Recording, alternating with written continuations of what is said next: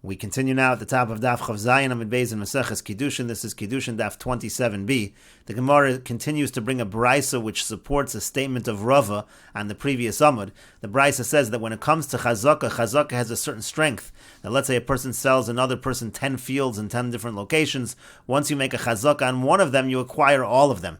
But the brisa says, just like Rava said before, Ba'amed Devarim Amurim, when is this true? Shenasan lo Dmei Kulan. That's only if the purchaser gave the money for all of them. Avolo nasan lo Dmei Kulan, but if he didn't give the money for all of them, lo kana ela keneged ma'osav. He's only going to acquire corresponding to the amount of money that he gave.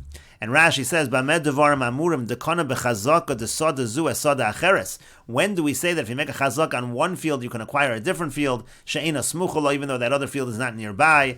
Bizman shenasan lo v'chula, when you gave again enough money to cover all the fields.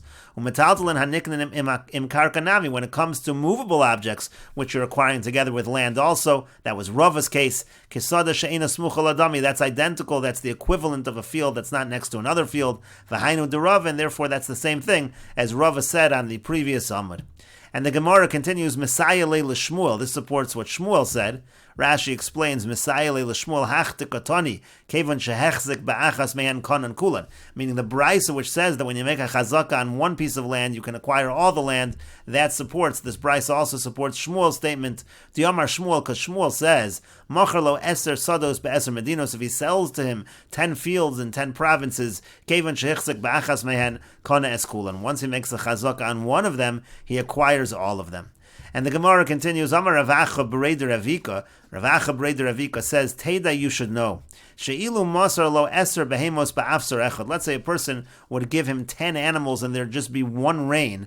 V'yomar le, and he'd say to him, Kani, you should acquire. Mi lo kani, wouldn't it be a good acquisition? In other words, he's saying a proof. How do we know that if you make a chazak on one piece of land, you can acquire other land? You can understand that from 10 animals as well. Even if you're just taking hold of one of the reins, it's going to create a kinyan. But the Gemara said, what kind of proof is that? Amar Lei said to him, Mi dummy, is that really comparable? Can you really compare the two cases? Hasam igudo biyadu, in that case, everything is connected. He has the connection in his hand. But hacha ein igudo biyadu, but here it's not bound in his hand. It's not really connected to him, so you can't compare the case of the fields to the case of 10 animals and you're leading them with one reins. Rashi explains, igudo biyadu kulan agudos be'eged zesha biyadu, meaning all the animals are really connected to him through the reins which he's holding. So again, you can't compare it to the case of the field. And the Gemara continues with another version. Ika diamri, there are those that have the following version. Amar Rav Acha B'Reider Avika, Rav Acha B'Reider Avika says, Teda, you should know, delo kani, that it's not going to be a good kinyan, meaning not like Shmuel. You can't acquire one field, make a chazak on one field, and then acquire all of them. Because ilu masar lo eser behemos ba'afsar echad. Let's say a person would give to him 10 animals with one reins. V'yamar lo, and he said to him, V'yamar lo zu kani, and he said to him, acquire this. Mi kani, would that be considered a good kinyan? Rashi says, V'yamar le zu kani mi kani, l'sha'ara ha'amar zu, meaning to say, if he says acquire this one, would you acquire the other ones? If you say this one, you're only going to acquire this one.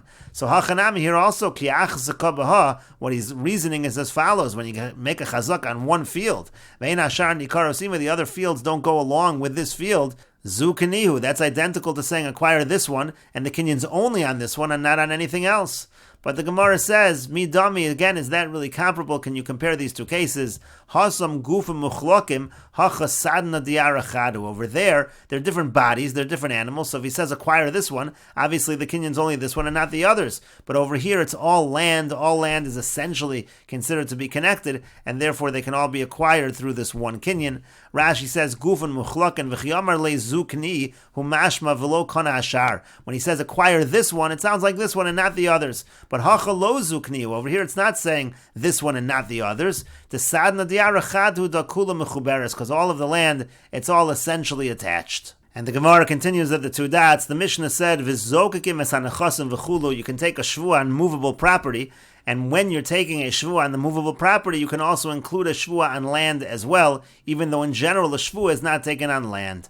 And the Gemara says, Amar Ula says, Minayin legilgul shvua min haTorah. How do we know this concept of gilgul shvua, that once you're taking one shvua, you can roll into it other shvuas as well, you can join together and put in other oaths? Shenemar, as it says in the pasuk, V'yomra ha'isha amen amen. It says that the woman says, this is talking about the sota, she says amen amen. Rashi says amen amen yisera lemidrash bei gilgul kedukamisayim. This is an extra word in the pasuk, and we darshan from it the concept of gilgul shvua again, to say once you're taking one shvua, you should add on other shvuas as well. Misayim v'azal amen shalosati siarusu nesua v'loefshir lo'ukma ela begilgul. Again, she says amen, and she adds in that I didn't stray when I was betrothed, when I was married. She adds in various components to the shvua.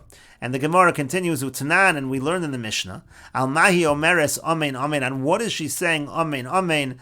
Amen al ha'olah, she's saying Amen on the curse. Amen al ha'shvua, she's saying Amen on the oath. Amen imme ishzeh, she's saying Amen if it was with this particular individual, meaning I didn't commit adultery with him. And Amen imme ishacher, she's saying Amen from another individual, I didn't commit adultery with anyone. Amen shalosatisi aruso nesua, Amen that I didn't stray when I was betrothed or married. Vishomeres yavam akanusar, when I was awaiting yibum, or when I was married in terms of yibum. And Rashi explains, Al ha'olah yirechech nofeles v'gomer ha'olah, the curse refers to the punishment that will befall her if she did commit adultery. And hashvua, the oath, what is that? Shayam mashbiah hakohen, the Kohen is administering to her an oath.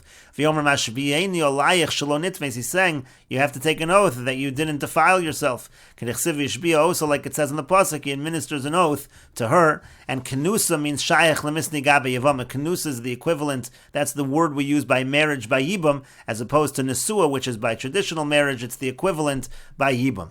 Shomeres yavam amtenesu mitzapa liyibum. A shomeres yavam is awaiting yibum. Kemo shomeres hadavar is awaiting the matter. La'achi shayach loshen kenisa. That's why, since it's something you're awaiting, that's the language of kenisa. Kedechsiv lo siya eishes hamesa chutza liishzar aliyavama yikocheno liisha beveso. That's the idea that the wife of the deceased shouldn't marry someone else. Rather, it's the yavama who should take her. And the Gemara continues, Hay arusa hechidami, when the Mishnah in Sota mentions an arusa, what exactly is the case? Ilema dekani lo kashi arusa. If the case is that he warns her not to go into seclusion with another man while she was an arusa, while she was betrothed to him, v'kamashki lo kashi arusa, and he's also giving her the waters to drink while she's an arusa. V'atanan, but we learned in the Mishnah, arusa v'shomeres yavam, when it comes to an arusa, a woman who's betrothed, or a woman who's just awaiting yibum, lo shosos, they don't drink from the waters. V'lo nolos ksuba, and they don't collect their ksuba.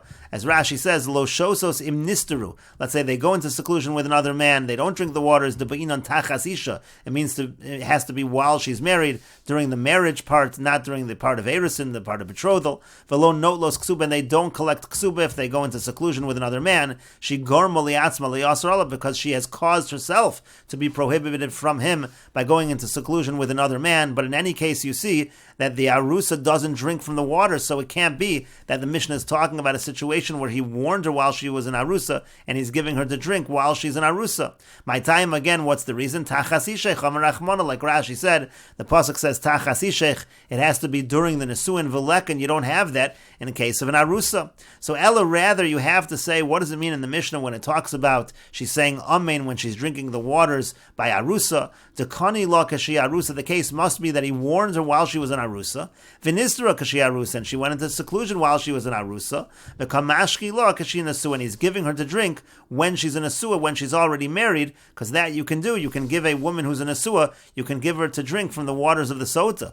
But the problem with that is, mi badki la maya, but in that case, would the water even test her properly? V'niko ha'ish me'avon amarachmana, because the pasuk says that the ish, the husband, he's going to be innocent from sin, and that means bizman sho'ish menuka me'avon, only in a time when the husband is innocent from sin, mayim bod kimesishto, only then does the water test his wife.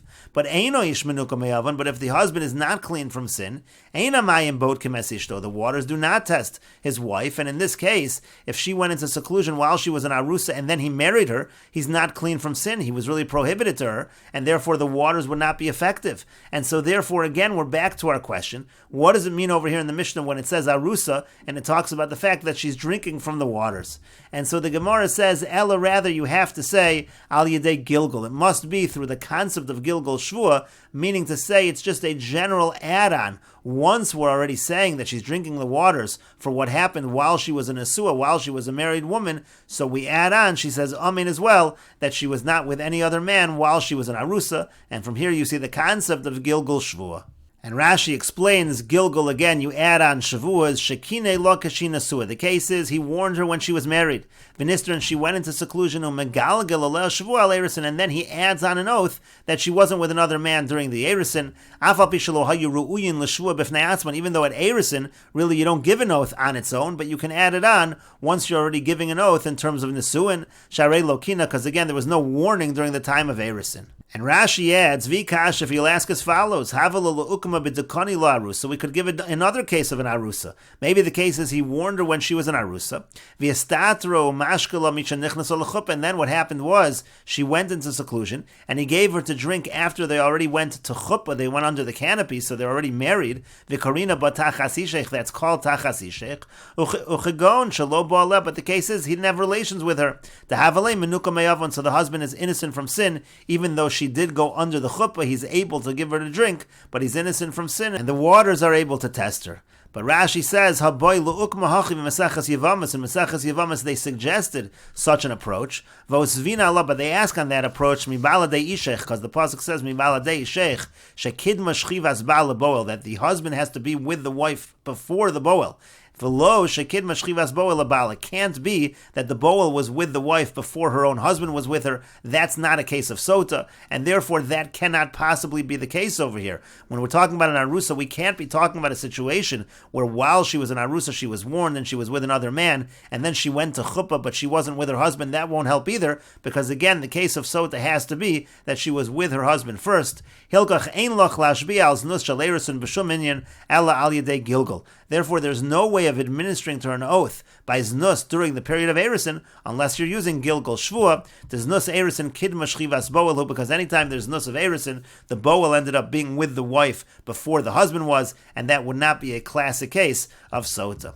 Uvi Yavamas, and Rashi notes that in Yavamas, ikademuki lo keshabola orus. There are those that say that the case over here, when it's talking about administering her an oath as an arusa, it's talking about a case where while she was betrothed to him, they actually had relations beveis avia, while she was in her father's house. V'ula lo svira le'ahu shinuya, but Ula doesn't hold of that answer, and that's why again he gives the answer of Gilgul Shvua. And the Gemara continues, Eshkechon Sota de Isura. We find the concept of Gilgul Shvua by Sota, which is something that has to do with Isser, has to do with prohibitions. Memona Minol, and how do we know the concept of Gilgul Shvua by Mammon? By monetary cases. Tana Devei Rabbi Yishmael, it was taught in the yeshiva of Rabbi Yishmael, Kal V'chomer. We know that from the following Kal V'chomer.